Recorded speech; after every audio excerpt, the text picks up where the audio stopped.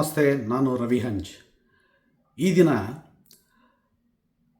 12ನೇ ಶತಮಾನದ ಶರಣರ ಚಳುವಳಿ ಮತ್ತು ವಚನ ಸಾಹಿತ್ಯ ಇದೆಲ್ಲವೂ ಹೇಗೆ ಒಂದು ಉಲ್ಕೆಯಂತೆ ಜನಮಾನಸದಲ್ಲಿ ಉದ್ಭವಿಸಿ ಮತ್ತು ಹಾಗೆಯೇ ಅದು ಅಳಿದು 300 ವರ್ಷ ಒಂದು ಅಜ್ಞಾತವಾಸದಲ್ಲಿತ್ತು ಅನ್ನತಕ್ಕಂಥ ಒಂದು ಸಂಕಥನವೇನಿದೆ, ಇದನ್ನು ನೀವೆಲ್ಲರೂ ಕೇಳಿದ್ದೀರಿ.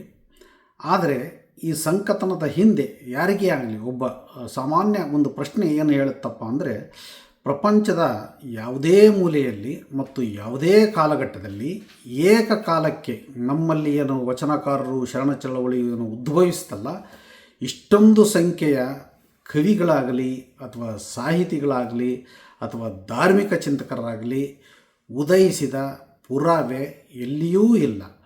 ಹಾಗಾಗಿ ಈ ಶರಣ ಚಳವಳಿ ಒಂದು ಕಾಲ್ಪನಿಕವೇ ಅಥವಾ ವಾಸ್ತವವಾಗಿ ಇತ್ತೇ ಎನ್ನುವ ಒಂದು ಜಿಜ್ಞಾಸೆ ಪ್ರತಿಯೊಬ್ಬ ಕುತೂಹಲಿಯನ್ನು ಕಾಡುವುದು ಸಹಜ. ಯಾಕಂದರೆ ಇಟ್ಸ್ ಅ ಕಾಮನ್ ಸೆನ್ಸ್. ಇದು ಪ್ರಪಂಚದ ಯಾವುದೇ ಮೂಲೆಯಲ್ಲಿ ಹಿಂದೆಯೂ ಆಗಿಲ್ಲ, 12ನೇ ಶತಮಾನದ ಹಿಂದೆಯೂ ಆಗಿಲ್ಲ ಮತ್ತು 12ನೇ ಶತಮಾನದ ಮುಂದೆಯೂ ಆಗಿಲ್ಲ. ಹಾಗಾಗಿ ಈಸ್ ಇಟ್ ರಿಯಲಿ ಟ್ರೂ? ಇದು ನಿಜವಾಗಲೂ ಇಂತಹ ಒಂದು ನ ಭೂತೋ ನ ಭವಿಷ್ಯತೋ ಅನ್ನತಕ್ಕಂಥ ಘಟನೆ ಸಂಭವಿಸುತ್ತೆ ಎನ್ನತಕ್ಕಂಥ ಒಂದು ಪ್ರಶ್ನೆ ತಾರ್ಕಿಕವಾಗಿ ಮೂಡುವುದು ಸಹಜ. ಹಾಗಾಗಿ ಇಂದು ಈ ಶರಣ ಚಳುವಳಿಯ ಸತ್ಯ ಅಥವಾ ಮಿಥ್ಯ ಇವುಗಳನ್ನು ನಾವು ಇರುವ ಒಂದು ಐತಿಹಾಸಿಕ ಪುರಾವೆಗಳೊಂದಿಗೆ ವಿಶ್ಲೇಷಿಸೋಣ ಅಂತ ಈ ಒಂದು ಚರ್ಚೆಯ ಅಥವಾ ಈ ಒಂದು ಪರಾಮರ್ಶೆಯ ಅಥವಾ ಈ ಒಂದು ಅವಲೋಕನದ ಉದ್ದೇಶ. ಈಗ ನೋಡಿ, ನೀವು ಈ ಜಗತ್ತಿನ ಈಗಾಗಲೇ ಹೇಳ್ದಂಗೆ ಯಾವುದೇ ಚಳುವಳಿ ಇರಲಿ, ಯಾವುದೇ ಕ್ರಾಂತಿ ಇರಲಿ, ಇತಿಹಾಸವನ್ನು ಗಮನಿಸಿದಾಗ ಪ್ರವಾಹದೋಪಾದಿಯಲ್ಲಿ ಜನಬೆಂಬಲ ಆ ಕ್ರಾಂತಿಗಳಿಗೆ ಸಿಕ್ಕಿದೆ, ಆ ಚಳುವಳಿಗಳಿಗೆ ಸಿಕ್ಕಿದೆ. ಆದರೆ ಸಾಹಿತ್ಯಿಕವಾಗಿ ಶರಣರ ವಚನೋಪಾದಿಯ ರೀತಿಯ ಒಂದು ಸಂಚಲನ ಎಲ್ಲಿಯೂ ಸ್ಪಂದಿಸಿಲ್ಲ. ಹೀಗೆ ಇದು ಇಲ್ಲಿ ಆಗಲಿಕ್ಕೆ ಹೇಗೆ ಸಾಧ್ಯವಾಯಿತು ಅಂತ ನಾವು ನೋಡಿದಾಗ ಏನನ್ಸುತ್ತಪ್ಪ ಅಂದರೆ, ಈ ರೀತಿಯ ಒಂದು ಪ್ರಚೋದನೆಗೆ ಈ ವಚನ ಚಳುವಳಿ ಅಂತಲ್ಲ, ಶರಣ ಚಳುವಳಿ ಅಂತಲ್ಲ, ಜಗತ್ತಿನಲ್ಲಿ ಯಾವುದೇ ಒಂದು ಸಾಮಾಜಿಕ ಪಲ್ಲಟವನ್ನು, ಒಂದು ಸಂಚಲನವನ್ನು ಅಥವಾ ಒಂದು ಕ್ರಾಂತಿಗೆ ಮುನ್ನುಡಿಯನ್ನು ಬರೀಲಿಕ್ಕೆ ಆಗತಕ್ಕಂಥ ಒಂದು ಘಟನೆ, ಏನಾದರೂ ಒಂದು ಬಲವಾದ ಪಲ್ಲಟ ಆಗಿರಬೇಕು ಸಮಾಜದಲ್ಲಿ. ಅಥವಾ ಯಥಾವತ್ತಾಗಿ ಆ್ಯಸ್ ಈಸ್ ಇದ್ದರೆ ಯಾರೂ ಕ್ರಾಂತಿ ಮಾಡಲ್ಲ. ಯಾಕಂದರೆ ಈಗ ನೀವೇ ಯೋಚನೆ ಮಾಡಿ ನೋಡಿ, ಈಗ ಯಾವುದೇ ಒಂದು ಬಂದಾಗಲಿ ಅಥವಾ ಮುಷ್ಕರ ಆಗಲಿ, ಒಂದು ಚಳುವಳಿ ಆಗಲಿ, ಯಾವುದೋ ಒಂದು ನೀತಿ ಬದಲಾದದ್ದಕ್ಕೋ ಅಥವಾ ಬೆಲೆ ಏರಿಕೆಯ ವಿರುದ್ಧ, ಅಥವಾ ಈಗ ನೀಟ್ ಬಗ್ಗೆ ಏನೋ ನಡೀತಾ ಇದೆಯಲ್ಲ, ಆ ಉಪವಾಸ ಸತ್ಯಾಗ್ರಹ, ಆ ರೀತಿ ಯಾವುದೋ ಒಂದು ಕಾರಣ ಇರಬೇಕು. ಆ ಕಾರಣ ಇದ್ದಾಗ ಈ ರೀತಿಯ ಚಳುವಳಿಗಳು ಆಗುತ್ತವೆ. ಹೀಗಿದ್ದಾಗ 12ನೇ ಶತಮಾನದಲ್ಲಿ ಈ ಶರಣರನ್ನು ಈ ರೀತಿಯ ಮಟ್ಟಕ್ಕೆ ಉದ್ರೇಕಿಸಿ ಒಂದು ಕ್ರಾಂತಿಯನ್ನು ಮಾಡುವ ಮಟ್ಟಕ್ಕೆ ಯಾವ ಸಾಮಾಜಿಕ ಪಲ್ಲಟ ಆಗಿತ್ತು ಅಂತ ನೋಡಿದಾಗ ನಮಗೆ ಇತಿಹಾಸದಲ್ಲಿ ಅಂತಹ ಪಲ್ಲಟ ಯಾವುದೂ ಕಾಣಬರುವುದಿಲ್ಲ.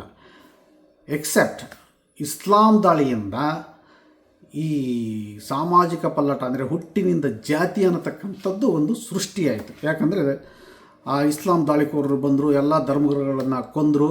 ಹಾಗಾಗಿ ಧರ್ಮಗಳು ತಮ್ಮನ್ನು ಉಳಿಸಿಕೊಳ್ಳಲಿಕ್ಕಾಗಿ ಹಿಂದೂ ಧರ್ಮ ಹುಟ್ಟಿನಿಂದ ಜಾತಿಯನ್ನು ಅಳವಡಿಸಿಕೊಂಡಿತು ಅಂತ ನಮಗೆ ಇತಿಹಾಸ ತಿಳಿದು ಬರುತ್ತೆ. ಈ 10ನೇ ಶತಮಾನದಿಂದ ಆರಂಭವಾಯಿತು ಉತ್ತರ ಭಾರತದಲ್ಲಿ, ಎಲ್ಲಿ ಇಸ್ಲಾಂ ದಾಳಿ ಶುರುವಾಯಿತಲ್ಲ ಅಲ್ಲಿಂದ. ಅದು ಕರ್ನಾಟಕಕ್ಕೆ 12ನೇ ಶತಮಾನದ ಅಷ್ಟೊತ್ತಿಗೆ ಬಂತು. ಹಾಗಾಗಿ ಈ ಒಂದು ಹುಟ್ಟಿನಿಂದ ಜಾತಿಯನ್ನು ಅಳವಡಿಸಿಕೊಂಡಾಗ, ಈ ಸಮಾಜೋಧಾರ್ಮಿಕ ಪಲ್ಲಟವನ್ನು ಅದು ತಂದಾಗ, ಅದರ ವಿರುದ್ಧವಾಗಿ ಶರಣ ಚಳವಳಿ ನಡೆಯಿತು ಎನ್ನಬಹುದು. ಆದರೆ ಈವರೆಗಿನ ಎಲ್ಲ ಸಂಕಥನಗಳು ಏನು ಹೇಳ್ತಾವಪ್ಪ ಅಂದರೆ, ಅನಾದಿ ಕಾಲದಿಂದ ಇದ್ದಂತಹ ಜಾತಿ ಪದ್ಧತಿಯ ವ್ಯವಸ್ಥೆಯ ವಿರುದ್ಧ ಬಸವಣ್ಣನವರು ಸಿಡಿದೆದ್ದರು ಅಂತ ಹೇಳ್ತಾರೆ. ಆ ರೀತಿಯ ಒಂದು ಅನಾದಿಯಾಗಿದ್ದದ್ದನ್ನು ವಿರೋಧಿಸಿ ಮಾಡಲಿಕ್ಕೆ ಅಥವಾ ಅನಾದಿಯಾಗಿದ್ದದ್ದನ್ನು ವಿರೋಧಿಸಿ ಚಳುವಳಿ ನಡೆದದ್ದು, ಕ್ರಾಂತಿ ನಡೆದಿದ್ದರ ಇತಿಹಾಸ ಎಲ್ಲಿಯೂ ಇಲ್ಲ. ಹಾಗಾಗಿ ಆ ರೀತಿಯ ಒಂದು ಸ್ಟಿಮ್ಯುಲೇಷನ್, ಒಂದು ಯಾವುದಾದ್ರೂ ಒಂದು ಪಾಯಿಂಟ್ ಬೇಕಲ್ಲ, ಪ್ರಚೋದನೆಗೆ ಪಾಯಿಂಟ್ ಬೇಕಲ್ಲ, ಆ ಪ್ರಚೋದನೆಯ ಪಾಯಿಂಟೇ ಹುಟ್ಟಿನಿಂದ ಜಾತಿ ಅಂತ ನಾವು ಹೇಳ್ಬೋದು. ಆಮೇಲೆ ಈ ಕ್ರಾಂತಿ ನಿಜಕ್ಕೂ ನಡೆದಿದ್ದರೆ ಅಲ್ವಾ, ನಿಜಕ್ಕೂ ನಡೆದಿದ್ದರೆ ಯಾಕೆ ಯಾವುದೇ ಶರಣರ ಒಂದು ಐತಿಹಾಸಿಕ ಪುರಾವೆ ಇಲ್ಲ, ಯಾವುದೇ ವಚನಕಾರರ ಪುರಾವೆ ಇಲ್ಲ. ನೋಡಿ, ಈ 12ನೇ ಶತಮಾನದ ವಚನಕಾರರಿಗಿಂತ ಮುಂಚೆ ಆಗಿ ಹೋದ ಕೊಂಡಗುಳಿ ಕೇಶಿರಾಜ ಮತ್ತು ದಾಸಿಮಯ್ಯನ ಕುರಿತಾಗಿ ಶಿಲಾಶಾಸನಗಳು ಸಿಗ್ತವೆ, ಐತಿಹಾಸಿಕ ಪುರಾವೆ ಸಿಗುತ್ತೆ. ಆದರೆ 12ನೇ ಶತಮಾನದ ಯಾವುದೇ ಶರಣನ ಬಗ್ಗೆ ಐತಿಹಾಸಿಕ ಪುರಾವೆ ಸಿಗುವುದಿಲ್ಲ. ಎಕ್ಸೆಪ್ಟ್ ಬಸವಣ್ಣನ ಕುರಿತಾಗಿ ಏನು ಒಂದೆರಡು ಶಿಲಾಶಾಸನಗಳಿವೆ, ಮುನವಳ್ಳಿ ಶಾಸನ ಮತ್ತು ಅರ್ಜುನವಾಡ ಶಾಸನ. ಇದನ್ನು ಬಿಟ್ಟರೆ ಬೇರೆ ಯಾವುದೇ ವಚನಕಾರರ ಬಗ್ಗೆ ಸಾಕ್ಷಿ ಪುರಾವೆ ಇಲ್ಲ. ಅದರಲ್ಲೂ ಬಸವಣ್ಣನ ಕುರಿತು ಇರುವ ಶಾಸನಗಳು ಆತನ ಕುರಿತಾಗಿ ಹೇಳ್ತವೆ ಹೊರತು ಆತ ಚಳುವಳಿಯನ್ನು ಮಾಡಿದ್ದು, ಧರ್ಮಸ್ಥಾಪನೆ ಮಾಡಿದ್ದು, ಕಲ್ಯಾಣ ಕ್ರಾಂತಿಯನ್ನು ಮಾಡಿದ್ದು, ಈ ರೀತಿಯ ಯಾವುದೇ ವಿವರಗಳು ಇಲ್ಲ. ಹಾಗಾಗಿ ಇದುವರೆಗೂ ಏನು ಒಂದು ಕಟ್ಟಿಕೊಟ್ಟಿದ್ದಾರೆ. ಆಮೇಲೆ ಮೋರೋವರ್ ಇನ್ನೂ ಏನಪ್ಪ ಅಂದರೆ, ನಮ್ಮಲ್ಲಿ ಒಬ್ಬ ಅನಾಮಧೇಯ ತನ್ನ ಹಳ್ಳಿಯ ಹಸುಗಳನ್ನು ಉಳಿಸಲಿಕ್ಕೆ ಹೋರಾಡಿ ಮಡಿದವನಿಗೂ ಒಂದೊಂದು ವೀರಗಲ್ಲು ಇದೆ. ಆತ ಎಷ್ಟೋ ವೀರಗಲ್ಲುಗಳಲ್ಲಿ ಹೆಸರುಗಳಿದ್ದಾವೆ, ಆತ ಆ ವೀರನ ಹೆಸರುಗಳಿದೆ. ಆದರೆ ಎಷ್ಟೋ ವೀರಗಲ್ಲುಗಳಲ್ಲಿ ಅವನನ್ನು ಅನಾಮಧೇಯನಾಗಿಯೇ ಇರಿಸಿ ಆತನಿಗೂ ಒಂದು ವೀರಗಲ್ಲನ್ನು ಕಟ್ಟಿರತಕ್ಕಂಥ ಐತಿಹ್ಯ ನಮ್ಮಲ್ಲಿ ಸಾಕಷ್ಟು ಪುರಾವೆಗಳು ಸಿಗ್ತವೆ. ಆದರೂ ಸಹ ಇಂತಹ ಮಹಾನ್ ಹೋರಾಟವನ್ನು ಮಾಡಿದಂಥ ಬಸವಣ್ಣನ ಸಾಹಸದ ಕುರಿತಾಗಲಿ ಶರಣರ ಕುರಿತಾಗಲಿ ಒಂದೇ ಒಂದು ಐತಿಹಾಸಿಕ ಪುರಾವೆ ಈವರೆಗೂ ಸಿಕ್ಕಿಲ್ಲ. ಹಾಗಾಗಿ ಈ ಪ್ರಶ್ನೆ ಉದ್ಭವವಾಗುವುದು ಸಹಜ ಮತ್ತು ಇದರ ಆಳಕ್ಕೆ ಇಳಿಬೇಕಾದ್ದು ಸಹಜ. ಈ ರೀತಿಯ ಒಂದು ಸಾಮಾನ್ಯ ಪ್ರಶ್ನೆಯನ್ನು ಹಾಕಿಕೊಂಡು ಈವರೆಗೂ ಏನು ಸಂಶೋಧನೆಗಳು ವಚನ ಚಳುವಳಿಯ ಬಗ್ಗೆ ಆಗಲಿ, ಬಸವಣ್ಣನ ಬಗ್ಗೆ ಆಗಲಿ, ಶರಣರ ಬಗ್ಗೆ ಆಗಲಿ ಆದಂಥ ಸಂಶೋಧನೆಗಳು ಈ ರೀತಿಯ ಪ್ರಶ್ನೆ ಹಾಕಿಕೊಂಡು ಸಂಶೋಧಿಸಿದ ಯಾವುದೇ ಒಂದು ಪ್ರಬಂಧ ಈವರೆಗೂ ಯೂನಿವರ್ಸಿಟಿಗಳಿಂದ ಸಿಕ್ಕಿಲ್ಲ. ನನಗಂತೂ ಕಂಡಿಲ್ಲ. ನಿಮಗೆ ಕಂಡಿದ್ದರೆ ದಯಮಾಡಿ ತಿಳಿಸಿ. ಆಮೇಲೆ ಇನ್ನೊಂದು, ಈ ಸಂಶೋಧನೆಗಳನ್ನು ಮಾಡಿರೋರು ಎಲ್ಲರದ್ದು ಏನಪ್ಪ ಅಂದರೆ ಅವ್ರದ್ದೊಂದು ಪೂರ್ವಾಗ್ರಹ ಪೀಡಿತ ನಂಬಿಕೆ ಇದೆ. ಏನಪ್ಪ ಅಂದರೆ, ಭಾರತದಲ್ಲಿ ಅನಾದಿಯಾಗಿ ಈ ಹುಟ್ಟಿನಿಂದ ಜಾತಿ ಅನ್ನುವ ಒಂದು ದಟ್ಟ ದಾರಿದ್ರ್ಯತೆ ಭಾರತದಲ್ಲಿ ಇತ್ತು, ಅದು ಹಿಂದೂ ಧರ್ಮದಿಂದ ಸೃಷ್ಟಿಯಾಗಿತ್ತು ಅಂತ ಅವರು ಹೇಳ್ತಾರೆ. ಹಾಗಿದ್ದಾಗ ಮತ್ತು ಇವರೇ ಹೇಳ್ತಾರೆ, ಈ ವಚನಕಾರರು, ಈ ಎಲ್ಲ ವಚನಕಾರರು ಏನಿದ್ದಾರಲ್ಲ ಇವರೆಲ್ಲರೂ ಅಸಮಾನತೆಯಿಂದ ತುಳಿತಕ್ಕೊಳಗಾಗಿ ಅನಕ್ಷರಸ್ಥರಾಗಿದ್ದರು ಅಂತ ಹೇಳ್ತಾರೆ. ಹಾಗಿದ್ದಾಗ ಈ ಅನಕ್ಷರಸ್ಥರಿಗೆ ವಚನಗಳನ್ನು ರಚಿಸುವಷ್ಟು ವಿದ್ಯೆಯನ್ನು ಎಲ್ಲಿಂದ ಅವರು ಪಡೆದುಕೊಂಡರು ಅಂತಕ್ಕಂಥ ಒಂದು ಸಾಮಾನ್ಯ ಪ್ರಶ್ನೆ ಹೇಳುತ್ತದೆ. ಮೇಲಾಗಿ ಬಸವಣ್ಣ ಅವನೇನು ಕ್ರಾಂತಿ ಮಾಡ್ದ ಅಂತ ಹೇಳ್ತಾರೆ, ವಚನಗಳನ್ನು ರಚಿಸ್ದ ಅಂತ ಹೇಳ್ತಾರೆ, ಸಮಾನತೆಯನ್ನು ತರಲಿಕ್ಕೆ ಹೋರಾಟ ಮಾಡ್ದ ಅಂತ ಹೇಳ್ತಾರೆ. ಆ ಬಸವಣ್ಣ ಒಂದೇ ಒಂದು ವಿದ್ಯಾಕೇಂದ್ರವನ್ನು ಸ್ಥಾಪಿಸಿ ಈ ಅನಕ್ಷರಸ್ಥರಿಗೆ ಅಕ್ಷರತೆಯನ್ನು ಸಾಕ್ಷರತೆಯನ್ನು ಮೂಡಿಸಿದ ಎನ್ನತಕ್ಕಂಥ ಒಂದೇ ಒಂದು ಉದಾಹರಣೆ ಆ ಪುರಾಣ, ಅವರು ಬಸವಣ್ಣನ ಕಥನವೇ ಪುರಾಣ, ಅಂತಹ ಪುರಾಣದಲ್ಲಿಯೂ ಈ ಬಗ್ಗೆ ಯಾವುದೇ ಮಾಹಿತಿ ಇಲ್ಲ.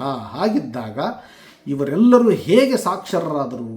ಅದರಲ್ಲೂ ಶಿವಜ್ಞಾನವನ್ನು ಪಡೆದು ಆ ಶಿವಜ್ಞಾನವನ್ನು ವರ್ಣಿಸುವ ಮತ್ತು ಸಂಸ್ಕೃತ ಶ್ಲೋಕಗಳನ್ನು ಅದರಲ್ಲಿ ಉಲ್ಲೇಖಿಸತಕ್ಕಂತಹ ಜ್ಞಾನವನ್ನು ಅವರೆಲ್ಲ ಹೇಗೆ ಪಡೆದುಕೊಂಡರು ಎನ್ನುವ ಒಂದು ತಾರ್ಕಿಕ ಪ್ರಶ್ನೆ ಮತ್ತೆ ನಮ್ಮಲ್ಲಿ ಉದಯವಾಗುತ್ತಾ ಹೋಗ್ತದೆ.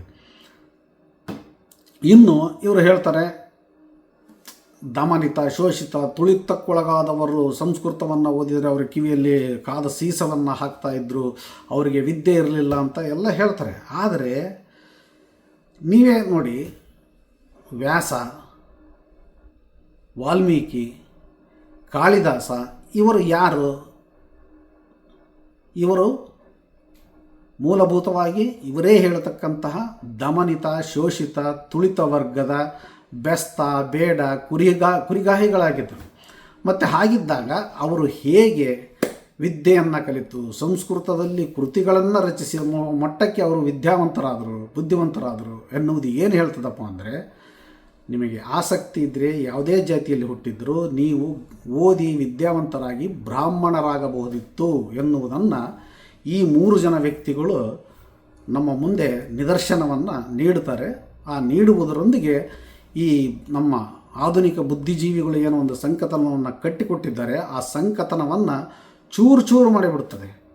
ಇದಕ್ಕೂ ಮೇಲಾಗಿ ಹೇಳಬೇಕಪ್ಪ ಅಂದರೆ ಇವರೇ ಹೇಳ್ತಕ್ಕಂಥ ವಚನಕಾರರೇ ಸಾಕಷ್ಟು ಜನ ವಚನಕಾರರು, ಬಸವಣ್ಣನನ್ನು ಹಿಡಿದು ಸಾಕಷ್ಟು ಜನ ವಚನಕಾರರು ಸಾಂಖ್ಯ, ಶ್ವಪಚ, ಅಗಸ್ತ್ಯ, ಕಬ್ಬಿಲ, ದೂರ್ವಾಸ, ಮಚ್ಚಿಗ, ದದೀಚಿ, ಕೀಲಿಗ, ಕಶ್ಯಪ, ಕಮ್ಮಾರ, ರೋಮಜ, ಕಂಚುಗಾರ, ಕೌಂಡಿಲ್ಲ, ನಾವಿದ ಹೀಗೆ ಸಾಕಷ್ಟು ಉದಾಹರಣೆಗಳನ್ನು ಕೊಟ್ಟು ಕುಲ ಉಂಟೆಂದು ಛಲಕ್ಕೆ ಹೊರಲೇತಕ್ಕೆ ಅಂತ ಅವರು ಈ ಸಪ್ತ ಋಷಿಗಳೆಲ್ಲರೂ ಸತ್ಯದಿಂದ ಮುಕ್ತರಾದುದನ್ನರಿಯದೆ ಅಂತ ಒಂದು ವಚನವನ್ನೇ ಬರೆದಿದ್ದಾರೆ. ಹೀಗೆ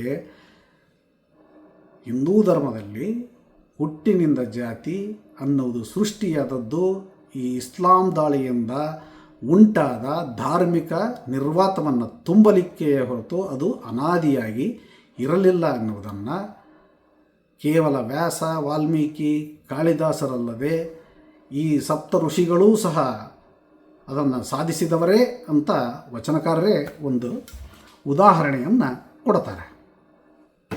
ಇನ್ನು ಇವರಿಗೆಲ್ಲ ಇಂಥಷ್ಟೊಂದು ವಿದ್ಯಾರ್ಥಿ ಹೇಗೆ ಬಂತು ಅಂದರೆ ಇವರದೇ ವಚನಕಾರರ ಅಲ್ಲಮ ಪ್ರಭುವಿನ ಪುರಾಣ, ಅಲ್ಲಮ ಪ್ರಭುವಿನ ಬಗ್ಗೆ ಯಾವುದೇ ಒಂದು ಶಾಸನಬದ್ಧ ಇತಿಹಾಸ ಇಲ್ಲ, ಇರುವುದೆಲ್ಲವೂ ಪುರಾಣವೇ. ಇವರು ಪುರಾಣವೆಂದರೆ ಪುಂಡರ ಗೋಷ್ಠಿ ಎಂದರು. ಇವರ ಸಂಕಥನವಿಡೀ ಮೂಲಭೂತವಾಗಿ ಪುರಾಣವನ್ನೇ ನಂಬಿದೆ.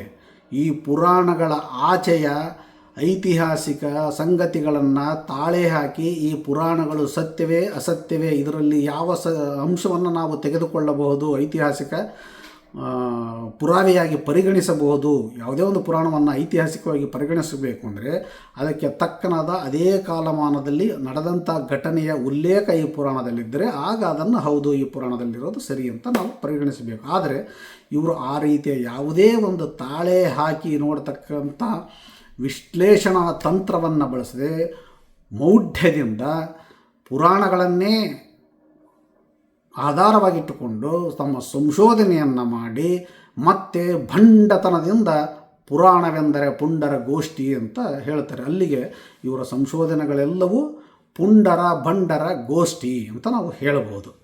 ಇನ್ನು ಅಲ್ಲಮ ಪ್ರಭುವನ ಪುರಾಣ ಆಯ್ತಲ್ಲ, ಅಲ್ಲಮ ಪ್ರಭುವನ ಪುರಾಣದ ಪ್ರಕಾರ ಆತ ಬಳ್ಳಿಗಾವಿಯ ಕಾಳಾಮುಖ ವೀರಶೈವ ಮಠದಲ್ಲಿಯೇ ವಿದ್ಯಾರ್ಜನೆ ಮಾಡಿದ್ದ ಅಂತ ನಮಗೆ ತಿಳಿದು ಬರುತ್ತದೆ. ಮತ್ತು ಇವರ ಸಂಕಥನದ ಪ್ರಕಾರ ಆತನು ಒಂದು ನಟ್ಟುಗ ಜಾತಿಯ ಅಂದರೆ ತಳ ಸಮುದಾಯದ ನಟ್ಟುಗ ಜಾತಿಯವನು ಅಂತ ಇವರು ಹೇಳ್ತಾರೆ. ಅದಕ್ಕೆ ಒಂದು ಜಾತಿ ಪ್ರಮಾಣ ಪತ್ರ ಕೊಟ್ಬಿಟ್ಟಿದ್ದಾರೆ. ನಾವು ಬಸವಣ್ಣನಿಗೆ ಜಾತಿ ಪ್ರಮಾಣ ಕೊಟ್ಟರೆ ಇವರು ಅದನ್ನು ಖಡಾಖಂಡಿತವಾಗಿ ಅಯ್ಯೋ ಇವನು ಒಂದು ಜಾತಿಗೆ ಸೀಮಿತಗೊಳಿಸ್ತಿದ್ದಾನೆ.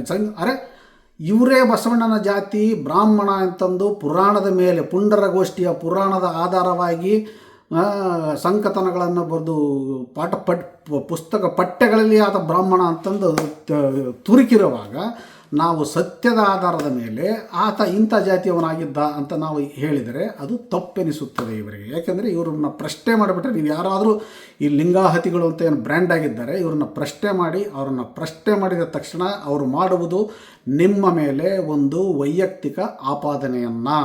ನಾನು ಒಂದು ಬ್ಲ್ಯಾಕ್ ಕಾಫಿ ಇಟ್ಕೊಂಡ್ರೆ, ಒಂದು ಗ್ಲಾಸ್ ಇಟ್ಕೊಂಡ್ರೆ ಅದು ಹೆಂಡ, ಮತ್ತು ನಾನೇನಾದರೂ ಒಂದು ನನ್ನ ಸ್ನೇಹಿತರು ತಿನ್ನುವ ಆಹಾರದ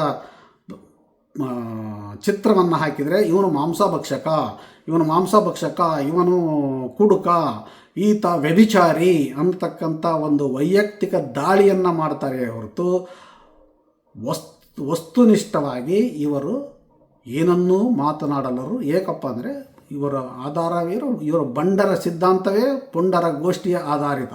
ಹಾಗಾಗಿ ಇನ್ನು ಅಲ್ಲಮ ಪ್ರಭು ಒಬ್ಬ ತಳ ಸಮುದಾಯದ ವ್ಯಕ್ತಿ. ಇವರ ಪ್ರಕಾರ ಆತ ತಾನೇ ಖುದ್ದು ಜಂಗಮ ಅಂತ ಒಂದು ತನ್ನ ವಚನದಲ್ಲಿ ಹೇಳಿಕೊಂಡಿದ್ದಾನೆ. ಅದು ಈಗ ಸದ್ಯಕ್ಕೆ ಬದಿಗಿಡೋಣ. ಇವರು ಹೇಳಿದ ತಳು ಸಮುದಾಯದ ಅಲ್ಲಮ ವಿದ್ಯಾರ್ಜನೆಯನ್ನು ಗಳಿಸಿದ್ದು ಕಾಳಾಮುಖ ವೀರಶೈವ ಮಠದಲ್ಲಿ. ಅದೇ ರೀತಿಯಾಗಿ ಎಲ್ಲ ವಚನಕಾರರು ಅಂದು ಇದ್ದಂತಹ ವೀರಶೈವ ಮಠಗಳಲ್ಲಿ ವಿದ್ಯೆಯನ್ನು ಗಳಿಸಿದ್ದರು, ವಿದ್ಯೆಯನ್ನು ಪಡೆದಿದ್ದರು. ಅಲ್ಲಿ ಶಿವಜ್ಞಾನವನ್ನೂ ಪಡೆದಿದ್ದರು, ವೀರಶೈವ ಜ್ಞಾನವನ್ನೂ ಪಡೆದಿದ್ದರು. ಆ ಪಡೆದ ಜ್ಞಾನದ ವತಿಯಿಂದಲೇ ಅವರೆಲ್ಲರೂ ವಚನಗಳನ್ನು ಬರೆದಿದ್ದರು ಅಂತ ನಾವು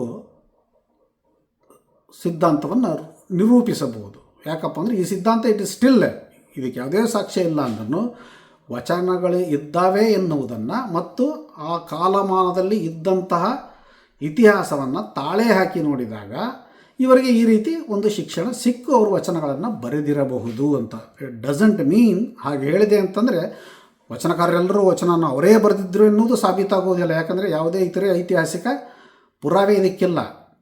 it's only what if scenario ಹಾಕಿಕೊಂಡು ನಾವು ನೋಡಿದಾಗ ಇರುವ ಸಿದ್ಧಾಂತವನ್ನು ಹಿಡಿದು ಅದನ್ನು ಅನಲೈಸ್ ಮಾಡಿದಾಗ ಈ ರೀತಿ ಆಗಿರಬಹುದು ಅಂತ ನಮಗೆ ತಿಳಿದು ಬರ್ತದೆ. ಒಟ್ಟಲ್ಲಿ ಆಗಿನ ಕಾಲದಲ್ಲಿ ವೀರಶೈವ ಮಠಗಳು ಹಿಂದಿನಿಂದಲೂ ಇದ್ದವು, 12ನೇ ಶತಮಾನದ ಹಿಂದಿನಿಂದಲೂ ಇದ್ದವು. ಅಲ್ಲಿ ವಿದ್ಯಾ ಬುದ್ಧಿಯನ್ನು ಮಠಗಳು ಸಮಾಜದಲ್ಲಿ ಕಲಿಸುತ್ತಿದ್ದವು ಮತ್ತು ಅದಕ್ಕೆ ಎಲ್ಲರೂ ಸಮಾನರಾಗಿಯೇ ಅದನ್ನು ಪಡೆದುಕೊಳ್ಳಬಹುದಿತ್ತು. ಇನ್ನು ಇವರು ಏನು ಹೇಳ್ತಾರಪ್ಪ ಅಂದರೆ, ಈಗಿನ ಸಿದ್ಧಾಂತಗಳು ಏನು ಹೇಳ್ತವೆ ಅಂದರೆ, ಶರಣ ಚಳವಳಿ ಪರಿಸಮಾಪ್ತಿ ಆದ ಮೇಲೆ 300 ವರ್ಷ ಅದು ಅಜ್ಞಾತವಾಸದಲ್ಲಿತ್ತು ಅಂತ ಹೇಳ್ತಾರೆ. ಅಜ್ಞಾತವಾಸದಲ್ಲಿ ಅದು ಇದ್ದಿದ್ದರೆ ಈ ವಚನಗಳೆಲ್ಲ ಹೇಗೆ ಬೆಳಕಿಗೆ ಬಂದವು? ಯಾಕಪ್ಪ ಅಂದರೆ 12ನೇ ಶತಮಾನದ ಒಂದೇ ಒಂದು ತಾಳೆಗರಿ ಈವರೆಗೂ ಸಿಕ್ಕಿಲ್ಲ. ವಚನಗಳ ತಾಳೆಗರಿ ಈವರೆಗೂ ಸಿಕ್ಕಿಲ್ಲ. ನಮಗೆ ಅದಕ್ಕಿಂತ ಹಿಂದಿನ ಶತಶತಮಾನಗಳ ಹಿಂದಿನ ತಾಳೆಗರಿಗಳು ಸಿಗ್ತವೆ, ಮುಂದಿನವು ಸಿಗ್ತವೆ. ಆದರೆ 12ನೇ ಶತಮಾನದ ವಚನ ಸಾಹಿತ್ಯಕ್ಕೆ ಸಂಬಂಧಿಸಿದ ಯಾವುದೇ ಒಂದೇ ಒಂದು ತಾಳೆಗರಿ ಸಿಕ್ಕಿಲ್ಲ. ಈವರೆಗೂ ಸಿಕ್ಕಿರುವ ಎಲ್ಲ ತಾಳೆಗರಿಗಳು 15ನೇ ಶತಮಾನದ ಕೊನೆಯಲ್ಲಿ. ಹೀಗಿರುವಾಗ ಆ ವಚನಗಳು ಹೇಗೆ ಸಂಗ್ರಹಿಸಲ್ಪಟ್ಟವು ಮತ್ತು ಅವುಗಳನ್ನು ಏಕೆ ಲಿಖಿತ ರೂಪಕ್ಕೆ 15ನೇ ಶತಮಾನದ ಕೊನೆಯಲ್ಲಿ ಇಳಿಸಿದರು ಅನ್ನುವುದನ್ನು ವಿಶ್ಲೇಷಣೆಗೆ ಒಳಪಡಿಸಿದಾಗ ನಮಗೆ ಏನು ಗೊತ್ತಾಗುತ್ತದಪ್ಪ ಅಂದರೆ, ಇದೇನು 12ನೇ ಶತಮಾನದ ಕಲ್ಯಾಣ ಕ್ರಾಂತಿಯ ನಂತರ ಏನು ಎಲ್ಲ ಶರಣರು ಕೊಲೆಯಾಗಿ ಹೋದರೋ, ಮಾಯವಾಗಿ ಹೋದರೋ, ಅದರ ನಂತರ ಏನು ಶೂನ್ಯವಾಗಿ 300 ವರ್ಷ ಅಜ್ಞಾತವಾಸ ಅಂತ ಇವರು ಏನು ಹೇಳ್ತಾರಲ್ಲ, ಅದು ಅಜ್ಞಾತವಾಸದಲ್ಲಿ ಇರಲಿಲ್ಲ. ಯಾಕಪ್ಪ ಅಂದರೆ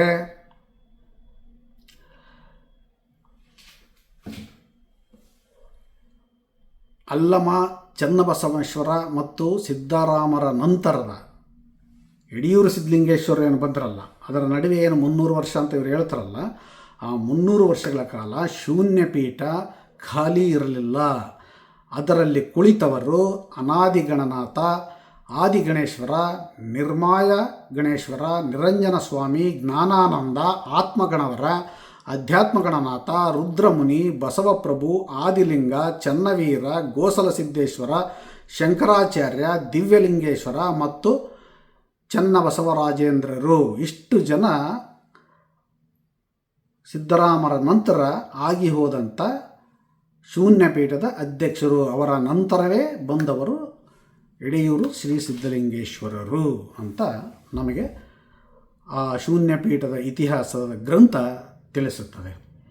ಹೀಗಿರುವಾಗ ಈ ಎಲ್ಲ ಪೀಠಾಧ್ಯಕ್ಷರು ವಚನಗಳನ್ನು ತಮ್ಮ ತಮ್ಮ ಮಠಗಳಲ್ಲಿ ಮೌಖಿಕವಾಗಿ ಬೋಧಿಸುವುದರೊಂದಿಗೆ ಜೀವಂತವಾಗಿಟ್ಟಿರಬಹುದಾದ ಸಾಧ್ಯತೆ ಅತ್ಯಂತ ಗಾಢವಾಗಿದೆ. ಹಾಗೆ ಅವರು ಅದನ್ನು ಪಾಲಿಸಿಕೊಂಡು ಬೋಧಿಸಿಕೊಂಡು ಬಂದ ಕಾರಣದಿಂದಲೇ ವಚನಗಳು 15ನೇ ಶತಮಾನದ ಕೊನೆಯಲ್ಲಿ ಯಡಿಯೂರು ಸಿದ್ಧಲಿಂಗೇಶ್ವರರು ಅವನ್ನು ಏನು ಲಿಖಿತ ರೂಪಕ್ಕೆ ಇಳಿಸಿದರಲ್ಲ, 101 ವಿರಕ್ತರ ಜೊತೆ ಸೇರಿಕೊಂಡು, ಲಿಂಗಿ ಬ್ರಾಹ್ಮಣರ ಜೊತೆ ಸೇರಿಕೊಂಡು, ಜಂಗಮರ ಜೊತೆ ಸೇರಿಕೊಂಡು ಲಿಖಿತ ರೂಪಕ್ಕೆ ಏನು ಇಳಿಸಿದರಲ್ಲ, ಅಲ್ಲಿಯವರೆಗೆ ಅವುಗಳು ಜೀವಂತವಾಗಿ ಇಟ್ಟದ್ದು ವೀರಶೈವ ಪರಂಪರೆಯ ಮಠಗಳು. ಹಾಗೆ ಅವರು ಇಡದಲ್ಲೇ ಹೋಗಿದ್ದರೆ ವಚನಗಳು ಇರುತ್ತಿರಲಿಲ್ಲ. ಒಂದು ವೇಳೆ ವಚನಗಳು ಇರಲಿಲ್ಲ ಎಂದೇ ಅಂದುಕೊಳ್ಳೋಣ. ಹಾಗಿದ್ದಾಗ ಈ 101 ವಿರಕ್ತರಿದ್ದರು, ಎಷ್ಟೋ ಜನ ಲಿಂಗಿ ಬ್ರಾಹ್ಮಣರು, ಜಂಗಮರು, ಇವರು ಸೇರ್ಕೊಂಡು ಅವರೇ ಖುದ್ದಾಗಿ ವಚನಗಳನ್ನು ಯಾರ್ಯಾರ್ದು ವಚನಕಾರರ ಹೆಸರುಗಳನ್ನು ಸೃಷ್ಟಿಸಿ ಬರೆದಿರಬಹುದಲ್ಲ. ಯಾಕೆಂದರೆ ಈ ಅನುಮಾನ ಬರೋದು ಅತ್ಯಂತ ಸಹಜ. ಯಾಕಪ್ಪ ಅಂದರೆ ಯಾವುದೇ ವಚನಕಾರ ಬದುಕಿದ್ದ ಅನ್ನೋದಕ್ಕೆ, ಆತ ಜೀವಿಸಿದ್ದ ಅನ್ನೋದಕ್ಕೆ ಸಾಕ್ಷಿ ಪುರಾವೆ, ಇತಿಹಾಸ ಮಾನ್ಯ ಸಾಕ್ಷಿ ಪುರಾವೆ ಇಲ್ಲ. ಪುರಾಣದ ಎಲ್ಲರ ಬಗ್ಗೆನೂ ಇಲ್ಲ. ಇರುವುದು ಒಂದು ಶೂನ್ಯ ಸಂಪಾದನೆ ಎನ್ನತಕ್ಕಂಥ ಒಂದು ಸಂಕಥನ. ಅಂದರೆ ಅದು ಒಂದು ಸೃಜನಶೀಲ ಸಂಕಥನ. ಅಂದರೆ ಈಗಿನ ಕಾಲದ ಕಾದಂಬರಿ ಅಂತ ನೀವು ಅನ್ಕೋಬೋದು. ಇದೊಂದೇ ಗ್ರಂಥದ ಆಧಾರವಾಗಿ ಈ ಕಲ್ಯಾಣ ಕ್ರಾಂತಿ ಕತೆ ಇವರೇನು ಹೇಳ್ತಾರಲ್ಲ, ಎಳೆ ಊಟೆ ಕತೆ, ಅದೆಲ್ಲದು it is based on that fictionary novel ಅಂತ ನಾವು ನೋಡೋದು. It's a fiction. ಅದು ಬಿಟ್ಟರೆ ಇನ್ಯಾವುದೇ ಆಧಾರ ಇದಕ್ಕೆ ಇಲ್ಲ. ಇದಕ್ಕೆ ಆಧಾರವನ್ನು ಕೊಡುವಂತಹ ಸಂಶೋಧನೆಗಳೂ ಈವರೆಗೂ ಆಗಿಲ್ಲ. ಯಾಕೆ ಆಗಿಲ್ಲ? ಅದು ನಿಮ್ಮ ಜಿಜ್ಞಾಸೆಗೆ ಬಿಡುತ್ತೇನೆ. ಅದು ಯೂನಿವರ್ಸಿಟಿಗಳಲ್ಲಿ ಏನೇನು ಆಗ್ತಾ ಇದೆ ನಮ್ಮ ವಿಶ್ವವಿದ್ಯಾಲಯಗಳಲ್ಲಿ ಅನ್ನುವ ಒಂದು ಆಲೋಚನೆಯನ್ನು ನಿಮ್ಮ ಚಿಂತನೆಗೆ ಹಚ್ಚುತ್ತೇನೆ.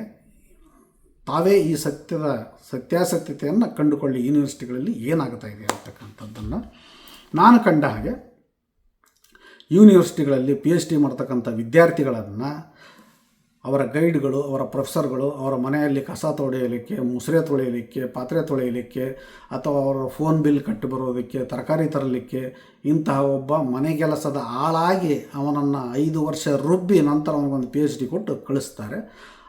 ಅಂತಹ PhD ಪಡೆದಂತಹ ವಿದ್ಯಾರ್ಥಿ ಎಂತಹ ಕೆಲಸಕ್ಕೆ ಲಾಯಕ್ಕಾಗಿರುತ್ತಾನೆ ಅನ್ನೋದನ್ನು ನೀವೇ ಊಹಿಸಿಕೊಳ್ಳಿ. ಹಾಗಾಗಿ ನೀವು ಪೇಪರಲ್ಲಿ ಅವಾಗ ಓದ್ತಾ ಇರ್ತೀರ, ಹಂಪಿ ವಿಶ್ವವಿದ್ಯಾಲಯದಲ್ಲಿ PhD ಮಾಡಿದಂಥ ವಿದ್ಯಾರ್ಥಿ ದಿನಗೂಲಿ ನೌಕರನಾಗಿದ್ದಾನೆ, ನರೇಗಾದಲ್ಲಿ ನೌಕರನಾಗಿದ್ದಾನೆ ಅಂತ ಸಾಕಷ್ಟು ಸಲ ಸುದ್ದಿಯನ್ನು ಓದಿದ್ದೀರಿ. ಅಂತಹ PhD ಪಡೆದಂಥ ವ್ಯಕ್ತಿ ನರೇಗಾ ಕೂಲಿಗೆ ಹೋಗ್ತಾನೆ ಅಂದರೆ ಆತನಲ್ಲಿ ಎಂತಹ ಒಂದು ಆತ್ಮವಿಶ್ವಾಸ ಆತನ ಪಡೆದ ಡಿಗ್ರಿಯ ಬಗ್ಗೆ ಇರಬಹುದು ಎಂತಕ್ಕಂಥದ್ದನ್ನು ನಿಮ್ಮ ಜಿಜ್ಞಾಸೆಗೆ ಬಿಡ್ತೇನೆ. ಇನ್ನು ಈ ಸಂಶೋಧಕರು, ಈಗಿರತಕ್ಕಂಥ ಸಂಶೋಧಕರು, ಫಾರ್ ಎಕ್ಸಾಂಪಲ್ ವೀರಣ್ಣ ರಾಜೂರು, ಇವರು ಕಲಬುರ್ಗಿಯವರ ಶಿಷ್ಯಂದರು. ಈಗಲೂ ಅವರು ವಚನ ಸಾಹಿತ್ಯವನ್ನು ಮತ್ತೆ ಅವರು ಪುನರ್ರೂಪಿಸ್ತಿದ್ದಾರೆ. ಯಾಕಪ್ಪ ಅಂದರೆ ಅವರ ಪ್ರಕಾರ ವಚನಗಳಲ್ಲಿ ಈ ಸಿದ್ಧಲಿಂಗೇಶ್ವರರು, 101 ವಿರಕ್ತರು, ಇವರೆಲ್ಲರೂ ಲಿಂಗಿ ಬ್ರಾಹ್ಮಣರು, ಜಂಗಮರು ಸೇರಿಕೊಂಡು ವೀರಶೈವ ಪದವನ್ನು ತುಂಬಿಬಿಟ್ಟಿದ್ದಾರೆ ಮತ್ತು ಸಂಸ್ಕೃತ ಶ್ಲೋಕಗಳನ್ನು ತುಂಬಿದ್ದಾರೆ, ವೇದ ಆಗಮಗಳ ಉಲ್ಲೇಖಗಳನ್ನು ಮಾಡಿದ್ದಾರೆ. ಹಾಗಾಗಿ ಅವುಗಳೆಲ್ಲವೂ ಪ್ರಕ್ಷಿಪ್ತ, ನಾನು ಹೇಳುವುದೇ ನಿಕ್ಷೇಪ ಅಂತ ಅವರು ನಿಕ್ಷೇಪ ಹೇಳ್ತಾ ಇದ್ದಾರೆ. ಅಂದರೆ ಅವರು ಆಗಿನ ಕಾಲದಲ್ಲಿ ಹಿಂದಿನ ಜನ್ಮದಲ್ಲಿ ಅವರೇ ಖುದ್ದು ಶರಣರಾಗಿದ್ದರು, ಬಸವಣ್ಣ ಆಗಿದ್ದರು, ಅಲ್ಲಮ್ಮ ಆಗಿದ್ದರು, ಅಕ್ಕಮಾದೇವಿ ಆಗಿದ್ದರು, ಚನ್ನಬಸವಣ್ಣ ಆಗಿದ್ದರು, ಸಿದ್ದರಾಮೇಶ್ವರರಾಗಿದ್ದರು ಅಂತ ಅವರೆಲ್ಲ ಶರಣರನ್ನು ಆವಾಹಿಸಿಕೊಂಡು ಅವರ ಆತ್ಮವನ್ನು ಕರೆದು, ಆ ಬಿಜ್ಜರಿಗೆಯವರು ಕರೀತಾರಲ್ಲ, ಆತ್ಮವನ್ನು ಕರೆದು ದೆವ್ವ ಬಿಡಿಸೋರು, ಆ ರೀತಿ ಇವರು ಆತ್ಮವನ್ನು ಆವಾಹಿಸಿಕೊಂಡು ಇದು ಹೀಗೆ ಬರೆದಿದ್ದೆ ಅಂತ ವಚನಗಳನ್ನು ತಿದ್ದುವ ಕಾರ್ಯಕ್ಕೆ ಕೈ ಹಾಕಿದ್ದಾರೆ. ಈ ಬಗ್ಗೆ ಆ ಮಾತೆ ಮಹಾದೇವಿಯವರು ಲಿಂಗಾನಂದ ಅಂತ ಏನು ಅಂಕಿತವನ್ನು ತಿದ್ದಿದ್ರಲ್ಲ, ಕೂಡಲ ಸಂಗಮ ದೇವಾಯಿಂದ ಲಿಂಗಾನಂದ ಅಂತ ತಿದ್ದಿದ ಅಂಕಿತವನ್ನು ವಿರೋಧಿಸಿ ವೀರಶೈವ ಮಹಾಸಭಾ ಕೋರ್ಟಿನಲ್ಲಿ ಕೇಸ್ ನಡೆಸಿ ಅದನ್ನು ಹೇಗೆ ಕೆಡವಿತ್ತೋ, ಈಗ ಅಂತಹ ಯಾವ ಆಲೋಚನೆ ಇಲ್ಲದೆ ವೀರಶೈವ ಮಹಾಸಭಾ ಎನ್ನುವುದು ನಿಷ್ಕ್ರಿಯವಾಗಿ ಆದರೆ ಸಕ್ರಿಯ ರಾಜಕಾರಣದಲ್ಲಿ ಮುಳುಗಿದೆ. ಇಲ್ಲದಿದ್ದರೆ ಇವರದೇ ಸಂಬಂಧಿಗಳು ಹೊಸೆಯುತ್ತಿರುವ ಇಂತಹ ಒಂದು ವಚನ ತಿದ್ದುವಿಕೆಯ ಹುನ್ನಾರವನ್ನು ಈವರೆಗೂ ಖಂಡಿಸದೇ ಇದ್ದಾರೆ ಅಂದರೆ ಅವರು ಎಷ್ಟೊಂದು ರಾಜಕೀಯದಲ್ಲಿ ಮತ್ತು ಈ ಸಂಬಂಧ ರಾಜಕೀಯದಲ್ಲಿ ಮುಳುಗಿದ್ದಾರೆ ಅನ್ನೋದನ್ನು ನಿಮ್ಮ ಜಿಜ್ಞಾಸೆಗೆ ಬಿಡುತ್ತೇನೆ, ಆಲೋಚಿಸಿ. ಇನ್ನು ಈ ಒಂದು ಆಯಾಮ, ಈ ವಚನ ಚಳುವಳಿಯ ಆಯಾಮ ಇದು ಕೇವಲ ಕರ್ನಾಟಕದಲ್ಲಷ್ಟೇ ಆಗಿದ್ದಲ್ಲ, ಭಾರತದಾದ್ಯಂತ ಭಕ್ತಿ ಪಂಥದ ಚಳುವಳಿ 7ನೇ ಶತಮಾನದಿಂದ 17ನೇ ಶತಮಾನದವರೆಗೂ ಭಾರತದಲ್ಲಿ ಆಗಿದೆ. ಅದರಲ್ಲಿ ಸಾಕಷ್ಟು ನಿಮಗೆ ಉದಾಹರಣೆಗೆ ಹೇಳಬೇಕು ಅಂದರೆ ಆಳ್ವರರು, ನಾಯನಾರರು, ಸೂಫಿಗಳು, ಸಂತರು, ವ್ಯಕ್ತಿಗಳ ಹೆಸರು ಹೇಳಬೇಕು ಅಂದರೆ ಕಬೀರ, ಮೀರಾಬಾಯಿ, ತುಳಸಿದಾಸ, ಭಕ್ತ ಜ್ಞಾನೇಶ್ವರ, ಚೈತನ್ಯ ಮಹಾಪ್ರಭು, ಬಸವಣ್ಣ, ಹೀಗೆ ಅನೇಕ ಭಕ್ತಿ ಪಂಥಗಳ ಮುಖಂಡರು ಭಕ್ತಿ ಪಂಥದ ಚಳುವಳಿಯನ್ನು ಭಾರತದಾದ್ಯಂತ ನಡೆಸಿದ್ದಾರೆ. ಆದರೆ ಕರ್ನಾಟಕದ ವಚನ ಚಳುವಳಿ ಇವೆಲ್ಲಕ್ಕಿಂತಲೂ ಭಿನ್ನ. ಯಾಕಪ್ಪ ಅಂದರೆ ಇಲ್ಲಿ ಮಾರಣ ಹೋಮವೇ ಆಯಿತು. ಇಲ್ಲಿ ಅಲ್ಲೆಲ್ಲಿಯೂ ಆಗದಿದ್ದಂತಹ ಒಂದು ಕ್ರಾಂತಿಯಾಯಿತು. ಆ ಕ್ರಾಂತಿ ಕೇವಲ ಪಂಥ ನಿಷ್ಠೆ, ಪಂಥ ಬದ್ಧತೆ, ಪಂಥ ಹೇರಿಕೆಯ ಕಾರಣದಿಂದ ಆಗಿರಲು ಸಾಧ್ಯವಿಲ್ಲ. ಇದಕ್ಕೆ ಇನ್ನೊಂದು ಆಯಾಮ ಇರಬಾರದೇಕೆ ಅಂತ ನಾವು ಆಲೋಚಿಸಿದಾಗ ನಮಗೆ ಕಾಣುವುದೇನಪ್ಪ ಅಂದರೆ ಬಸವಣ್ಣ ಜಂಗಮರನ್ನು ಕಲ್ಯಾಣದಲ್ಲಿ ಕ್ರೋಢೀಕರಿಸುತ್ತಿದ್ದ. ಎಲ್ಲ ಕಡೆಯಿಂದ ಕಾಶ್ಮೀರದಿಂದ ಇವರೇ ಹೇಳ್ತಾರೆ, ಕಾಶ್ಮೀರ ಅಫ್ಘಾನಿಸ್ತಾನದಿಂದ ಬಂದಿದ್ದರು, ಆಂಧ್ರದಿಂದ ಬಂದಿದ್ದರು, ಎಲ್ಲ ಕಡೆಯಿಂದ ಬಂದಿದ್ದರು ಅಂತ. ಹೀಗೆ ಬಂದವರೆಲ್ಲರೂ ಜಂಗಮರು. ಯಾಕಪ್ಪ ಬಸವಣ್ಣ ಜಂಗಮರನ್ನು ಅಲ್ಲಿ ಕ್ರೋಢೀಕರಿಸುತ್ತಿದ್ದ ಅಂತ ಆಲೋಚಿಸಿದಾಗ, ಬಸವಣ್ಣ ಒಬ್ಬ ಕಾಳಾಮುಖ ಜಂಗಮ. ಕಾಳಾಮುಖರು ಭಾರತದ ಇತಿಹಾಸದಲ್ಲಿ ಶೈವರಾಜರನ್ನು ಬೆಂಬಲಿಸಿ ಹೋರಾಟವನ್ನು, ಅಂದರೆ ಅವರ ಯುದ್ಧಗಳಲ್ಲಿ ಪಾಲ್ಗೊಂಡು ಅನ್ಯಪಂಥಗಳ ವಿರುದ್ಧ ಯುದ್ಧವನ್ನೂ ಮಾಡಿದ್ದರು. ಅನ್ಯಪಂಥದ ರಾಜನ ವಿರುದ್ಧ ಯುದ್ಧವನ್ನೂ ಮಾಡಿ ಅನ್ಯಪಂಥದ ಧರ್ಮೀಯರ ಮೇಲೆ ಸವಾಲುವಾದವನ್ನು ಹಾಕಿ ಶಿರಚ್ಛೇದ ಮಾಡಿಕೊಳ್ಳುವುದು ಅಥವಾ ಕೈ ಕತ್ತರಿಸಿಕೊಳ್ಳುವುದು, ಈ ರೀತಿಯ ಸವಾಲುವಾದಗಳನ್ನು ಹಾಕಿ ಗೆದ್ದೂ ಇದ್ದರು, ಸೋತೂ ಇದ್ದರು. ಸೋತಾಗ ಸವಾಲು ಏನು ಒಡ್ಡಿರ್ತಾರಲ್ಲ, ಅವರು ಕೈ ಕತ್ತರಿಸಿಕೊಳ್ಳುವುದು ಅಥವಾ ತಲೆ ಕತ್ತರಿಸಿಕೊಳ್ಳುವುದು, ಇಂತಹದನ್ನು ಮಾಡಿ ಸೋತೂ ಇದ್ದಾರೆ. ಗೆದ್ದಾಗ ಅವರನ್ನು ಶಿರಚ್ಛೇದ ಮಾಡದಲೇ ಅವರನ್ನು ತಮ್ಮ ಪಂಥಕ್ಕೆ ಒಳಗೊಳ್ಳುತ್ತಿದ್ದುದನ್ನು ಇತಿಹಾಸ ಹೇಳುತ್ತದೆ. ಈ ಕುರಿತಾಗಿ ನೀವು ಸರ್ವಜ್ಞನ ಅಬಲೂರಿನಲ್ಲಿ ಏಕಾಂತರಾಮಯ್ಯ ಎನ್ನುವವನು ಶಿರಚ್ಛೇದ ಮಾಡಿಕೊಳ್ಳುವ ಒಂದು ಶಿಲ್ಪ ಇದೆ ಆ ದೇವಸ್ಥಾನದಲ್ಲಿ, ಅದನ್ನು ನೋಡಬಹುದು. ಮತ್ತು ಶ್ರೀಶೈಲದ ದೇವಸ್ಥಾನದಲ್ಲಿಯೂ ಸಹ ಅದರ ಸುತ್ತಮುತ್ತ ಆವರಣದಲ್ಲಿ ಈ ರೀತಿಯ ಶಿಲ್ಪಗಳು, ಈ ಸವಾಲುವಾದ ಶಿಲ್ಪಗಳನ್ನು ನೀವು ನೋಡಬಹುದು. ಹಾಗಾಗಿಯೇ ಅವರನ್ನು ವೀರಶೈವ ಅಂತಲೂ ಎಂದಿರಬಹುದು. ಹೀಗಿರುವಾಗ ಬಸವಣ್ಣ ಖುದ್ದು ನಾನೇ ಏಕೆ ಕಲ್ಯಾಣದ ರಾಜನಾಗಬಹುದು, ಅಧಿಕಾರವನ್ನು ಪಡೆಯಬಾರದು ಎನ್ನುವ ಒಂದು ಮಹತ್ವಾಕಾಂಕ್ಷೆ ಆತನಲ್ಲಿ ಉದಯಿಸಿರಬಾರದು. ಯಾಕಪ್ಪ ಅಂದರೆ ಬಸವಣ್ಣ ಜನರನ್ನು ಕ್ರೋಢೀಕರಿಸುತ್ತಿದ್ದರ ಬಗ್ಗೆ ಬಿಜ್ಜಳನಲ್ಲಿ ಮತ್ತು ಬಸವನಲ್ಲಿ, ಅವರಿಬ್ಬರು ಭಾರಿ ಆಪ್ತ ಸ್ನೇಹಿತರು ಅಂತ ಚನ್ನಬಸವಣ್ಣನೇ ಒಂದು ವಚನವನ್ನು ಬರೆದಿದ್ದಾನೆ. ಅವರಲ್ಲಿ ಇದು ಒಂದು ಸಂಘರ್ಷವನ್ನು ಉಂಟು ಮಾಡಿತ್ತು. ಈ ಸಂಘರ್ಷ ಕಡೆಗೆ ಬಿಜ್ಜಳನ ಕೊಲೆಯಾಗಿ ಬಸವಣ್ಣ ಆತ್ಮಹತ್ಯೆ ಮಾಡಿಕೊಂಡದ್ದು ಏನಿದೆ ಅದಕ್ಕೆ ಕಾರಣವಾಗಿದೆ. ಮೇಲ್ನೋಟಕ್ಕೆ ಇದು ಧಾರ್ಮಿಕ ಸಂಘರ್ಷ ಎಂದು ಎನಿಸಿದರೆ ಆಳದಲ್ಲಿ ಇದು ರಾಜಕೀಯ ಸಂಘರ್ಷವೇ ಆಗಿದೆ. ಆದರೆ ಇದನ್ನು ಯಾವುದೇ ಸಂಶೋಧನೆಗಳು ಸ್ವಲ್ಪ ತರ್ಕವೊಡ್ಡಿ ಆಳಕ್ಕೆ ಇಳಿದು ಸಂಶೋಧಿಸದೇ ಇರುವುದು ಒಂದು ತೀವ್ರ ಗುಮಾನಿಯನ್ನು ಹುಟ್ಟುಹಾಕ್ತದೆ. ಯಾಕೆ ಹೀಗೆ ಅಂತ. ಇದಕ್ಕೆ ಯಾಕಂದರೆ it is a simple what if scenario. ಈ ವಾಟ್ ಇಫ್ ಸಿನೇರಿಯೋವನ್ನು ಯಾವುದೇ ಸಾಕ್ಷ್ಯಾಧಾರ ಇಲ್ಲದ ಕಾರಣವಾಗಿ ಈ ರೀತಿಯಾಗಿ ಅವರು ಸುಲಭವಾಗಿ ಅದನ್ನು ವಾಟ್ ಇಫ್ ಸಿನೇರಿಯೋ ಒಡ್ಡಬಹುದಿತ್ತು. ಹಾಗೆ ಆಗಲಿಲ್ಲ. ಅದಕ್ಕೆ ಕಾರಣ ಏನಪ್ಪ ಅಂದರೆ ಪ್ರಭಾವಳಿ, ಯಾವುದೋ ವಶೀಲಿಬಾಜಿ, ಯಾವ್ರಿಗೋ ನಿಷ್ಠೆ ಅಥವಾ ತಮ್ಮ ಮನಸ್ಸಲ್ಲಿ ಏನಿದೆಯೋ ಅದನ್ನು ಹೇರುವಂತಹ ಒಂದು ಒತ್ತಡ, ಈ ರೀತಿಯ ಏನೇನು ಇರುತ್ತೋ. I not a university professor, ಯೂನಿವರ್ಸಿಟಿಗಳಲ್ಲಿ ಏನೇನಾಗ್ತದೆ ಅಂತ ನನಗೆ ಗೊತ್ತಿಲ್ಲ. ಬಟ್ ಆದರೆ ನಾನು ಹೇಳಿದ ಹಾಗೆ PhD ಸ್ಟೂಡೆಂಟ್ಸ್ನ ಸಾಕಷ್ಟು ಇವರು ಬಳಸಿಕೊಳ್ತಾರೆ. ಬಟ್ ಎನಿವೆ, ಸೊ ಈ ಬಸವಣ್ಣನ ಮಹತ್ವಾಕಾಂಕ್ಷೆಯ ಉದ್ದೇಶ ಬಹುಶಃ ಅವನು ಕಲ್ಯಾಣವನ್ನು ವಶಪಡಿಸಿಕೊಳ್ಳಬೇಕು ಎನ್ನುವುದು ಇತ್ತು ಅಂತ ಸ್ಪಷ್ಟವಾಗುತ್ತಾ ಹೋಗುತ್ತದೆ. ಯಾಕಂದರೆ ಈ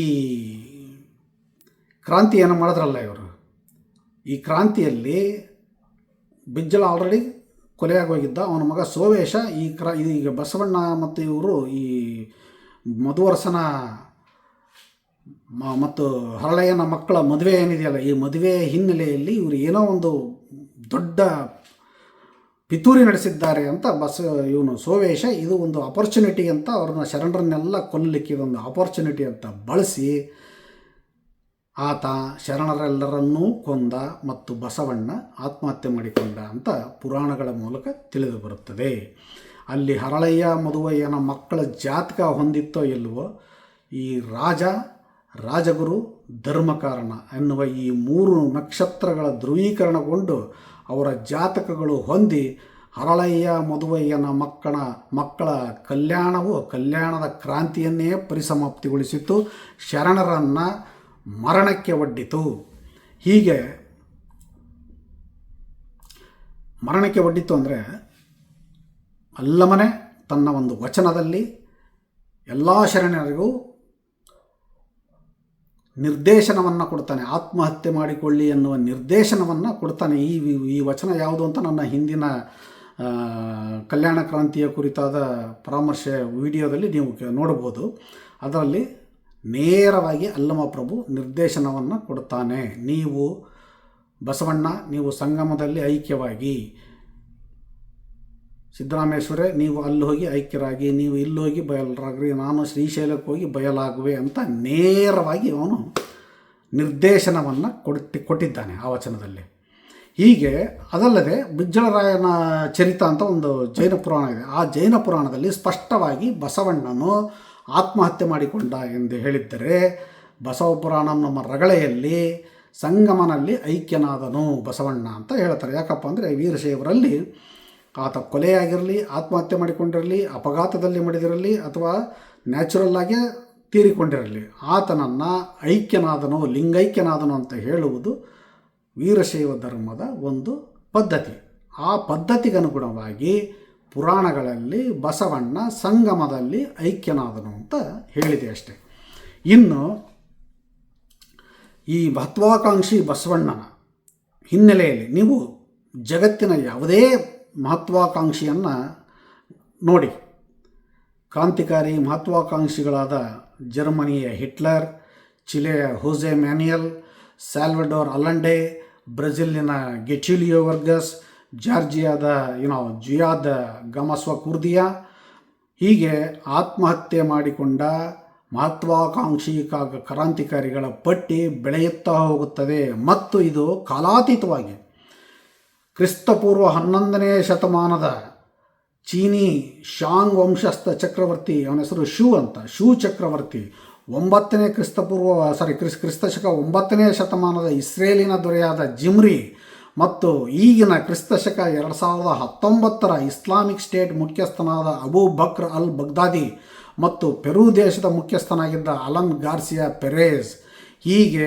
ಕ್ರಿಸ್ತ ಪೂರ್ವದಿಂದ ಮೊನ್ನೆಯವರೆಗೂ ಎಲ್ಲ ಮಹತ್ವಾಕಾಂಕ್ಷಿ ಕ್ರಾಂತಿಕಾರಿಗಳು ಸೋತಾಗ ಆತ್ಮಹತ್ಯೆಯನ್ನೇ ತಮ್ಮ ಮಾರ್ಗವನ್ನಾಗಿ ಆರಿಸಿಕೊಂಡಿದ್ದಾರೆ. ಇದಕ್ಕೆ ಬಸವಣ್ಣನೂ ಸಹ ಹೊರತಲ್ಲ ಎನ್ನುವುದು ನಮಗೆ ತಿಳಿದು ಬರ್ತದೆ. ಯಾಕಪ್ಪ ಅಂದರೆ ಈ ಕಾಲಾತೀತವಾಗಿ ಎಲ್ಲ ಮಹತ್ವಾಕಾಂಕ್ಷಿಗಳು ಕಡೆಗೆ ಆಯ್ದುಕೊಂಡದ್ದು ಮರಣವೇ ಮಹಾನವಮಿ ಎನ್ನತಕ್ಕಂಥ ಒಂದು ಸೂತ್ರವನ್ನು. ಇದು ಏಕಮುಖಿ ಮನಸ್ಥಿತಿಯ ಜಾಗತಿಕ ಚಿತ್ರಣವನ್ನು, ಶರಣರ ಸಾವನ್ನು ಮರಣದಲ್ಲಿ ಕಾಣು ಎನ್ನುವಂತೆ ಎಲ್ಲ ಮಹತ್ವಾಕಾಂಕ್ಷಿ ಕ್ರಾಂತಿಕಾರಿಗಳ ಸೋಲನ್ನು ಆತ್ಮಹತ್ಯೆಯಲ್ಲಿ ಪರ್ಯವಸಾನವಾಗುವುದನ್ನು ನಾವು ನೋಡಬಹುದು.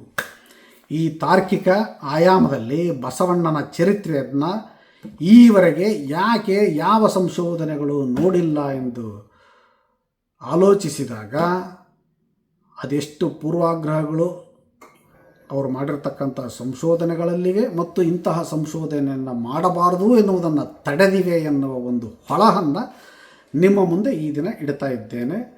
ಇನ್ನು ಅನುಭವ ಮಂಟಪ ಕಲ್ಯಾಣ ಅನ್ನುವತಕ್ಕಂಥ ಒಂದು ಸಣ್ಣ ಪ್ರಾಂತ್ಯ ಅಷ್ಟು ದೊಡ್ಡದಾಗಿತ್ತೆ, ಇವರು ಹೇಳುವಷ್ಟು ದೊಡ್ಡದಾಗಿತ್ತೆ. ಯಾಕಪ್ಪ ಅಂದರೆ ಚನ್ನಬಸವಣ್ಣ ಈ ಕಲ್ಯಾಣವನ್ನು ವರ್ಣಿಸಿ ಒಂದು ವಚನವನ್ನು ಬರೆದಿದ್ದಾನೆ. ಅದರಲ್ಲಿ ಏನು ಹೇಳ್ತಾನೆ ಅಂದರೆ, ಸ್ವಸ್ತಿ ಸಮಸ್ತ ಪ್ರಶಸ್ತಿ ಸಹಿತಂ ಶ್ರೀಮತ್ ಕಲ್ಯಾಣಪುರದ ಮಹಾತ್ಮಂ ಎಂತೆಂದಡೆ ವಿಸ್ತರಿಸಿ ಪೇಳಿವನು ಎಲೆ ಶಿವಗಣಗಳ ಕೇಳಿ ಕೃತಾರ್ಥರಾಗಿರಯ್ಯ. 14 ಭುವನಕ್ಕೆ ಕಳಸವೆಂದೆನಿಸುವ ರುದ್ರಲೋಕವೇ ಮತ್ಸ್ಯ ಕಿಳಿದಂದು ಕಲ್ಯಾಣವೆಂಬ ಪುರವಾಗಿ ಹುಟ್ಟಿತ್ತು ನೋಡಿರಯ್ಯ ಅಂತ ಹೇಳ್ತಾ ಆತ ಏನು ಹೇಳ್ತಾನೆ ಅಂದರೆ, ಈ ಕಲ್ಯಾಣದ ವಿಸ್ತೀರ್ಣ, ಈ ಮಹಾಕಲ್ಯಾಣದ ವಿಸ್ತೀರ್ಣ ತಾನೆಂತೆಂದಡೆ 12 ಯೋಜನ ಪರಿಪ್ರಮಾಣದ ವಿಸ್ತೀರ್ಣ ಪಟ್ಟಣಕ್ಕೆ 360 ಬಾಗಿಲುಗಳಿದ್ದು ಇದಿತ್ತು ಅಂತ ಹೇಳ್ತಾರೆ. ಆದರೆ ನಮಗೆ ಬೇಕಾದ್ದೇನಪ್ಪ ಅಂದರೆ 12 ಯೋಜನ ವಿಸ್ತೀರ್ಣ ಅಂತ. ಅಂದರೆ 1 ಯೋಜನ ಅಂದರೆ 12 ಮೈಲಿ, ಅಂದರೆ 12 × 12 144 ಮೈಲಿ ವಿಸ್ತೀರ್ಣದ ಕಲ್ಯಾಣ ಪಟ್ಟಣ ಇದಾಗಿತ್ತು ಅಂತ ಚನ್ನಬಸವಣ್ಣ ಹೇಳ್ತಾನೆ. ಈಗ ಆ ಕಾಲಮಾನದಲ್ಲಿ ಇದ್ದಂಥ ಇತರೆ ಪಟ್ಟಣಗಳನ್ನು ನೋಡೋಣ. ಕ್ರಿಸ್ತ ಪೂರ್ವದಿಂದಲೂ ಇದ್ದಂಥ ಪಾಂಪೆ ಅನ್ನತಕ್ಕಂಥ ಇಟಾಲಿಯ ಬಹುದೊಡ್ಡ ಪಟ್ಟಣ ಪಾಂಪೆ ಇದ್ದದ್ದು 5 ಚದರ ಮೈಲಿ. ರೋಮ್ ಆಗ ಇದ್ದದ್ದು 6 ಚದರ ಮೈಲಿ.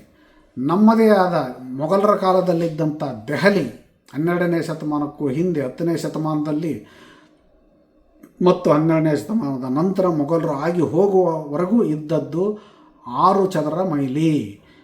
ಹಾಗಿದ್ದಾಗ ಕರ್ನಾಟಕದ ಮೂಲೆಯಲ್ಲಿದ್ದ ಕಲ್ಯಾಣವೆಂಬ ಪಟ್ಟಣ 12ನೇ ಶತಮಾನದಲ್ಲಿ 144 ಚದರ ಮೈಲಿ ಇತ್ತೇ ಎನ್ನುವ ಒಂದು ಪ್ರಶ್ನೆಯನ್ನು ನಿಮ್ಮಲ್ಲಿ ಇಡುತ್ತೇನೆ.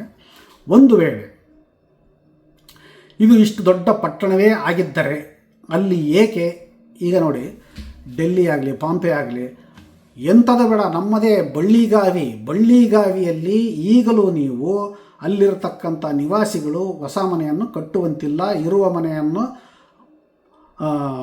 ವಿಸ್ತರಿಸಿಕೊಳ್ಳುವ ಹಾಗಿಲ್ಲ, ಅದನ್ನು ಮಾರ್ಪಾಟು ಮಾಡುವ ಹಾಗೂ ಇಲ್ಲ. ಯಾಕಪ್ಪ ಅಂದರೆ ಅದು ಸೈಟ್ ಆಫ್ ಈ ಪುರಾತತ್ವ ಇಲಾಖೆಯ ಒಂದು ಜಾಗ.